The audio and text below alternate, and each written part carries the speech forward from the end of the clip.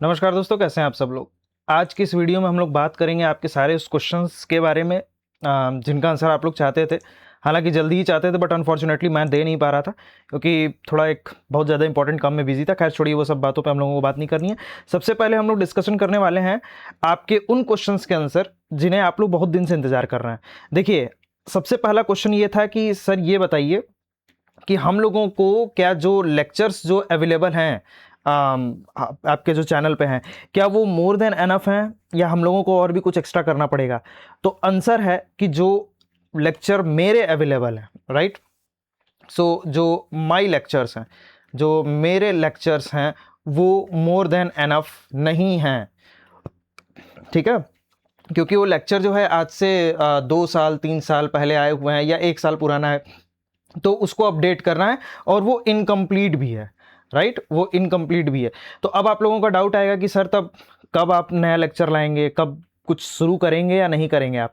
तो देखिए, मैं करने वाला हूँ इसके ऊपर लेक्चर। बहुत कुछ काम करना है, मैं अभी स्टार्ट भी कर दिया हूँ काफ़ी सारे काम। मैं बेसिक बायोटेक्नोलॉजी से आप लोगों का लेक्चर स्टार्ट करूंगा, राइट। अब नया चैप्टर, नया सिलेबस क्या क्या आया हुआ है, ये सब हम लोग डिस्कशन करेंगे। नया सिलेबस में क्या क्या हम लोगों का भी चेंज होगा सर, क्योंकि अभी जो गेट का सिलेबस आया है, वो गेट का सिलेबस जो है वो चेंज हो गया है, राइट। तो वो हम लोगों में भी चेंज होगा। तो देखिए, मेरा ऐसा मानना है कि जो आपका पेपर हुआ था फॉर योर आईआईटी जैम 2026 वाला जो पेपर हुआ था, तो 26 में ही सिलेबस चेंज हो गया था। आप देखे होंगे तो उसके अंदर जो है बायो इन्फॉर्मेटिक्स ऐड कर दी गई थी, राइट। बायो इन्फॉर्मेटिक्स ऐड कर दी गई थी। तो बायो इन्फॉर्मेटिक्स जब ऐड की गई है तो इसका मतलब ये पहले थी नहीं, ये अब ऐड कर दी गई। उसके अलावा कुछ चेंजेस और आए थे जिसको मैंने पिछले साल डिस्कस किया था, लेकिन मैं सिलेबस एक बार फिर से लेकर के आऊंगा, उसको तोड़ करके अच्छे से हम लोग डिस्कस किया जाएगा, राइट। पूरा डिविजन्स कर करके हम लोग एक एक करके पढ़ेंगे। अब सर ये डाउट आ रहा है कि क्या हम लोगों को, ध्यान से सुनिएगा, ये मेरे सारे जनरलाइज्ड क्वेश्चन हैं जो जिसको मैं एक जगह बटोर करके ले आया हूं सब। तो पहला क्वेश्चन तो ये था कि क्या मेरे लेक्चर्स जो हैं वो मोर देन एनफ हैं, तो आंसर है नो। अभी मैं अपडेटेड लेक्चर्स लेकर के आऊंगा फॉर 2027, तो उसको आप लोग देखिएगा। दूसरा सर, क्या हम लोगों को अभी से, अगर मैं 1 साल ड्रॉप ले चुका हूं या ले चुकी हूं, तो क्या हम लोगों को अभी से टेस्ट सीरीज लगा देना शुरू कर देना चाहिए? गलत है, ये आपको ओवर कॉन्फिडेंस है। अभी टेस्ट सीरीज लगाना शुरू मत करिए, अभी आप रिवीजन पर फोकस करिए। रिवीजन आप देखिएगा, पेपर वाले दिन भी ना आप कुछ ना कुछ गड़बड़ कर देंगे, उतना अच्छी परफॉर्मेंस नहीं हो पाएगी अगर आपका रिवीजन ढंग से नहीं है तो, राइट। अच्छा, एक क्वेश्चन आया है नोट्स मेकिंग को लेकर के। देखिए, नोट्स मेकिंग पे मैं बहुत सारी वीडियोस बना चुका हूं, आप जा करके देख सकते हैं हमारे यूट्यूब चैनल पे, डालेंगे क्राइसेट बायोलॉजी नोट्स मेकिंग, तो आपको उसमें दिख जाएगा क्या बनाना। दोनों मैंने बताया है कि क्या करना है और क्या नहीं करना है, तो दोनों मैंने इसके ऊपर बता रखा है। अच्छा, अगली चीज ये है कि सर आप जो है रेगुलर नहीं रहते हैं, रेगुलर नहीं रहते हैं। रेगुलर रहने की वजह दीजिए आप लोग भाई, ठीक है। ये चैनल इसलिए नहीं है कि खूब व्यूज ले आ दो, खूब अपना जो है क्या बोलते हैं उसको, खूब पैसा बना लो, खूब ऐप बना लो, खूब, ये इसलिए है कि जेन्यून स्टूडेंट्स आए, राइट। जेन्यून स्टूडेंट्स आए और जेन्यून स्टूडेंट्स इसके ऊपर क्या दें, अपना रिव्यू दें, राइट। और अपनी पढ़ाई करें इसके ऊपर, और कोई डाउट हो तो क्वेश्चन पूछे। कमेंट सेक्शन हमेशा ओपन रहता है और आप कमेंट सेक्शन में देखिएगा, रिप्लाई तुरंत आती है, तो रिप्लाई आपको तुरंत मिलेगी इस चैनल पे। हो सकता है कि थोड़ा 24 घंटा से देर हो जाए, लेकिन आंसर हम लोग सब देते हैं। अच्छा, अगली बात यह है कि सर नोट्स मेकिंग हो गया, फिर मेरा लेक्चर एनएफ है कि नहीं है, और फिर सर मैथ्स परेशान करिए। देखो, मैथ्स को इशू मत बनाओ, मैं मैथ्स पे लेक्चर लेके आऊंगा। बहुत दिन से कह रहे हो तुम लोग, दिन नहीं तकरीबन 1.5-2 साल हो गया, ठीक है। मैं बार बार कह रहा हूं मैथ्स पे फोकस मत करो, लेकिन ठीक है, अगर करना चाहते हो, अगर तुम्हारा पीसीएमबी था तब तो मजा आ जाएगा भाई, तब एकदम जैम मटेरियल हो भाई, तुम एकदम जैम, आईआईटी जैम बीटी के लिए बने हो। लेकिन अगर तुम एकदम बायो वाले रहे हो, वो भी कच्चे किसी तरीके से केमिस्ट्री और फिजिक्स निकाले हो, तब भी मैं इसके ऊपर लेक्चर बना दूंगा। अब आप लोग गलती क्या कर रहे हैं ना, मैं नाम नहीं लूंगा, आप क्लास 11th और 12th के जो टीचर्स हैं उनके लेक्चर्स जा करके देख रहे हो for NEET and JEE mains and advanced, right. Mains and advanced, इन सब के लिए देख, ये गलत है, बिल्कुल गलत अप्रोच है भाई। सवाल उठाओ, देखो 10+2+3 लेवल लिख रखा है केमिस्ट्री, 10+2+3 भूल जाओ, बेसिक्स भी आते हैं। मैं ये नहीं कर रहा हूं कि दे आर कंप्लीटली रॉन्ग, लेकिन तुम क्या कर रहे हो ना कि इसको पूरी तरीके से कंप्लीट पैटर्न पे ले जाने लग रहे हो, राइट। ये जैसे मान लो ये पैटर्न है और इसको तुम पूरा कंप्लीट करने लग रहे हो, जबकि केमिस्ट्री तुम्हारी यहीं तक हो जानी है भाई, इससे ज्यादा बढ़ने की जरूरत नहीं है। केमिस्ट्री तुम्हारी जब इतने ही लेवल पे हो जा रही है तो फिर आगे क्यों बढ़ रहे हो? बिकॉज यू नो अब बायो आसान नहीं रह गया है। जो लोग कहते हैं ना बायो आसान है, बायो आसान नहीं रह गया है। अब इसमें भी क्या आ रहे हैं? न्यूमेरिकल्स आ रहे हैं। इसमें भी क्या आ रहे हैं? न्यूमेरिकल्स आ रहे हैं, और अच्छे खासे न्यूमेरिकल्स आ रहे हैं। तो तुम देखोगे तो चाहे तुम्हारा माइक्रोबायोलॉजी हो या फिर तुम्हारी जेनेटिक्स हो, अच्छी खासी जेनेटिक्स आ रही है, या फिर तुम्हारा जो है टेक्निक्स वाला पोर्शन हो गया, उस टेक्निक्स में भी अगर तुम देखोगे सेंट्रीफ्यूगेशन हो गया, राइट, सेंट्रीफ्यूगेशन हो गया, या फिर तुम्हारा बियर लैम्बर्ट लॉ हो गया, ठीक है। तो ये सब चीज़ों में तुम देखोगे तो बहुत सारे न्यूमेरिकल्स आ रहे हैं। या फिर तुम देखो आरडीटी में भी बहुत सारे न्यूमेरिकल्स बनते हैं, राइट। प्लाज्मिड ले लेता है, कटिंग करनी है आपको इको R1 से, ये इतना दिया हुआ है, ये इतना दिया हुआ है, तो इस गैप का जो है साइज बताना रहता है। तो वो सब आता है, वो सब क्वेश्चंस भी मैं कराऊंगा सॉल्व, टेंशन मत लो, ठीक है। अगली चीज़ है सर सिलेबस को ढंग से डिकोड कर दीजिए। देखिए बहुत कोचिंग वाले बोलते हैं कि सिलेबस जो है डिकोड होना चाहिए, लेकिन सिलेबस ढंग से डिकोड करने आता है नहीं। अब डिकोडिंग प्रोसेस में क्या होता है, डिकोडिंग प्रोसेस में तुमको सबसे पहले जो ध्यान देना है वो ये है कि तुम जो है बायो को सब डिवाइड करो सबसे ज्यादा पार्ट्स में, राइट।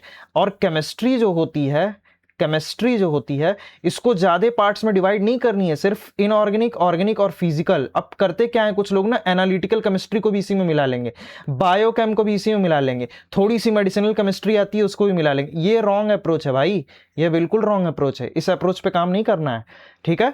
अब आते हैं मैथ्स के बारे में। मैथ्स में सब नहीं पढ़ना है, जो मैं इस चैनल पे डालूंगा सिर्फ उतना ही पढ़ के जाना, मैथ्स में तुम्हारा काम हो जाएगा। और हम लोग टारगेट कितना लेके चलेंगे? 55 प्लस का, राइट। अब देखो कमेंट करने मत आ जाना 55 प्लस में क्या होता है। अरे भाई पहले इतना भी लाओ, ठीक है, उसके बाद आगे की सोचना। क्या राइट टाइम होता है? अगला क्वेश्चन, एक सेकंड में क्वेश्चन लिख लिया हूं, मैं जरा चेक करूं तो what was the question. Okay, so अगला क्वेश्चन एक लड़की पूछी है कि सर ये बताइए कि मैं टेस्ट सीरीज लगा रही हूं, अभी मैं टेस्ट सीरीज लगा रही हूं, तो मेरा टेस्ट सीरीज में सर मार्क्स बहुत कम आ रहे हैं। तो देखिए सिस्टर, आप मेरी बात सुनिए, आप ये सही अप्रोच नहीं है कि आप टेस्ट सीरीज लगा रही हैं, पता नहीं आपने कितना खत्म किया है। अच्छा इन्होंने लिख रखा था, आई एम सॉरी, इन्होंने लिख रखा है कि मैंने 1 साल ड्रॉप लिया है। ड्रॉप मतलब ये नहीं होता है कि you will be able to tackle all this things. अगर तुमने ड्रॉप लिया है तो क्या तुम्हारा एकदम सिलेक्शन नहीं हुआ था, वो कट ऑफ पार नहीं हो पाई थी, या फिर तुमने जो है मजाक में लिया था और एकदम कम नंबर आए थे, क्वालिफाई ही नहीं हो पाया था, एक आध 2 नंबर से रुका हो, या जस्ट क्वालिफाइड थे, अच्छी कोई IIT NIT नहीं मिल रही है, ठीक है। तो टेस्ट सीरीज लगाने का सही, अगर आप ड्रॉपर हो तो दिसंबर से शुरू करो, और अगर आप जो है क्या बोलते हैं, अगर आप अपने 3rd ईयर में हो, 4th ईयर में हो, तो 15 से लेकर के 20 जनवरी से लगाना शुरू करो और सिर्फ मॉक टेस्ट देना, ठीक है। रिवीजन का सही अप्रोच, अगला क्वेश्चन है रिवीजन का सही अप्रोच। देखिए रिवीजन का सही अप्रोच क्या होता है? सबसे पहले तो आपको आइडिया होना चाहिए कि आपने बायोलॉजी कितनी पढ़ ली, राइट। अच्छा बायोलॉजी स्टार्ट कहां करें? Start with NCERT। मैं NCERT सही शुरू करूंगा, ठीक है, बेसिक्स वहीं से शुरू होती है। मैं लेक्चर डालना शुरू करूंगा, टेंशन मत लेना, ठीक है। मैं पूरी NCERT की बुक खोल के एक एक लाइन रीड करके समझाऊंगा, टेंशन मत लेना। NCERT के बाद तुम जो है अपनी एक नोट्स प्रिपेयर करो, जो भी कोचिंग लियो या मेरे चैनल से देख रहे हो तो वो बात अलग है। नोट्स के अलावा अब तुम अगला क्या काम करोगे कि अब तुम आओ एडवांस लेवल बुक पे। एडवांस लेवल बुक में गलतियां ये कर रहे हो, तुम लोगों को पढ़ने का टाइम जो है ना वो टाइम नहीं है, राइट। पढ़ने का टाइम नहीं बच पा रहा है आप लोगों के पास। तो क्या करेंगे उस केस में? क्योंकि आप देखिए बुक कौन सी है, लेनिंजर है, चाहे आपकी ब्रूस एल्बर्ट है, चाहे आपकी जो है माइक्रोबायोलॉजी के ले लीजिए तो प्रेस्कॉट है, ये सबको पढ़ने का टाइम नहीं है भाई। तो कोचिंग वाले क्या करते हैं ना कि इसको जल्दी जल्दी अपने हिसाब से बनाते हैं, वो लोग एक्सपीरियंस्ड होते हैं, वो पढ़े होते हैं। जैसे मैंने कई बार त्याज एंड जिगर की बुक पढ़ रखी है, प्लांट फिजियोलॉजी वाले बच्चे जानते होंगे। फिर उसके बाद मैंने व्हाइट की बुक पढ़ रखी है बहुत अच्छे से, लेनिंजर पढ़ रखी है, तो ये मुझे आइडिया है इसके बारे में। तो मैं आप लोगों को ये चीज़ पढ़ाऊंगा, टेंशन मत लेना, लेकिन बेसिक्स तो क्लियर रखो। पहले ही लगते हो एडवांस बुक उठाने, क्या एडवांस बुक क्वेश्चन सॉल्व करा देगी एक बार में? नहीं कराएगी। अगला चीज है सर PYQ कितना ऑब्जर्व करें। मेरे को इतने मतलब क्या बोले, मंद बुद्धि बोलूंगा, इतने मंद बुद्धि लोग मिलते हैं कि 2007 का सवाल लगाते हैं, 2009 का सवाल लगाते हैं, 2011 के सवाल, 2014 तक के सवाल उठा करके कचरे के डब्बे में फेंक दो भाई। 2014 तक के सवाल नहीं। अब तुम 2019 से लेकर के, ठीक है, मैं 14 बोला हूं तो आप 15 से भी फॉलो कर सकते हैं, लेकिन एक जेन्युइन बच्चा 2019 से लेकर के 26 तक के पेपर को सॉल्व करेगा। अप्रोचेस बहुत सारे बदले हैं। तुम्हें लग रहा है तुम्हें सारे क्वेश्चंस आ रहे हैं क्योंकि तुमने 2007 के क्वेश्चंस लगाए। 2007 के क्वेश्चंस आए कैसे थे? इजी पीजी क्वेश्चंस आते थे भाई, बहुत इजी क्वेश्चंस आते थे, मजा नहीं आता था। ठीक है, अब क्वेश्चन बहुत अच्छे खासे लेवल के आने लगे हैं। ठीक है, तो उसको ऑब्जर्व कर लेना। अच्छा, अगली एक इंपॉर्टेंट चीज है, सर फिजिक्स परेशान कर रही है, मैथ्स कर रही है भाई, फिजिक्स तो करेगी। फिजिक्स में क्या करें? देखो, फिजिक्स में तुम सब नहीं पढ़ सकते हो, बात को मानो। ठीक है, एक मैकेनिक्स वाला पोर्शन आ गया तुम्हारा, एक तुम्हारा रे ऑप्टिक्स वाला आ गया, और एक तुम्हारी जो है जो जनरल पढ़ रहे होते हो तुम। ठीक है, स्पीड डिस्टेंस टाइम आ गया और ये सब चीजें। तो इसको थोड़ा सा पहले फोकस करो, उसके बाद में फोकस करो तुम उन चीजों पे जो थोड़ी सी ज्यादा टफ है। राइट, अब मैं समराइज कर देता हूं जितने क्वेश्चंस थे उन सब का आंसर। सबसे पहले आप याद रखिएगा, मेरे लेक्चर्स जो हैं वो एनफ नहीं है, मेरे लेक्चर्स एनफ नहीं है, मैं फिर बोल रहा हूं, they are very less. Notes making आपको इसी वीडियो पे मिल जाएगी। ब्लाइंडली कुछ भी फॉलो मत करो। ब्लाइंडली ये नहीं कि आज जो है सेल बायो उठा लिए, कल जो है मोल बायो उठा लेंगे, और फिर जो है मोल बायो आधे पे छोड़ देंगे, फिर सेल बायो पे जंप कर जाएंगे, फिर सेल बायो से बायो कैंप पे जंप कर जाएंगे, फिर बायो कैंप से जो है टेक्निक पे जंप कर जाएंगे। तो ऐसे नहीं चलेगा, सिस्टमेटिक प्लान बनाओ। ठीक है, टू डू लिस्ट बनाओ अपनी। सबसे पहले बायो कैंप खत्म करना है, उसके बगल में जो है चेक बॉक्स बनाओ, उसको क्लिक करो। फिर उसके बाद जो है सेल बायोलॉजी बना रहे हो तो फिर उसमें चेक बॉक्स बना करके उसको टिक करो। राइट, सो ये अप्रोचेस होने चाहिए, इस चीज को याद रखना। अच्छा, अगली बात ये है कि सर पढ़ तो ले रहे हैं, लेकिन जैसे जैसे आगे का पढ़ते जा रहे हैं पीछे भूलते जा रहे हैं। पूरा आगे पढ़ते जाएंगे पीछे भूलते जाएंगे।